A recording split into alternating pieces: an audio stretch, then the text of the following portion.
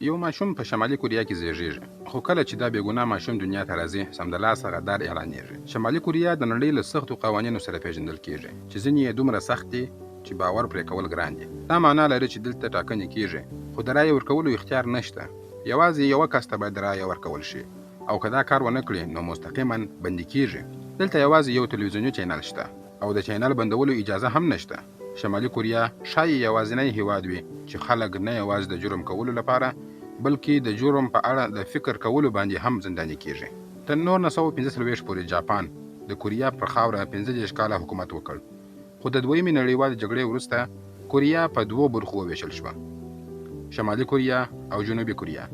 شمالي د شوروي اتحاد تر نفوذ لاندې راغله، او جنوبي د امریکا تر اغېز لاندې راغله.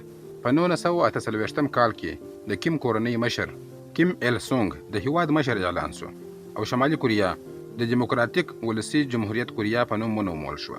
خو دلته هیڅ کله هم دیموکراسي نه ده پیدا شوې، او نه هم د دیموکراسي په نامه کوم شی شته.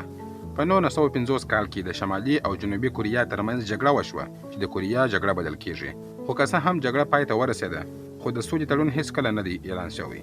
له همدې امله د دواړو هیوادونو ترمنځ تر اوسه هم تخنیکي توګه سره هر وخت جګړه روانه وي.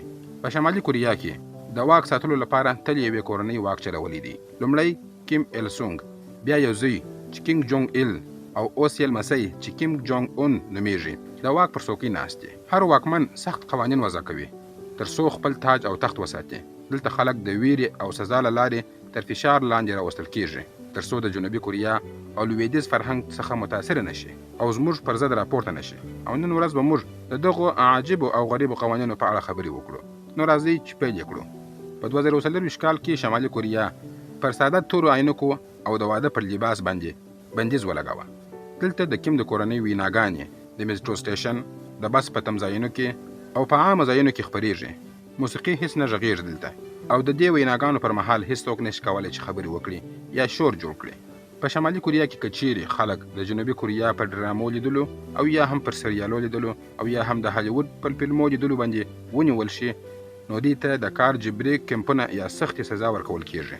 دا اقدامات د فکري فساد د مخنیوي لپاره نیول کېږي تر څو خلک له بهرني فرهنګ څخه متاثره نشي.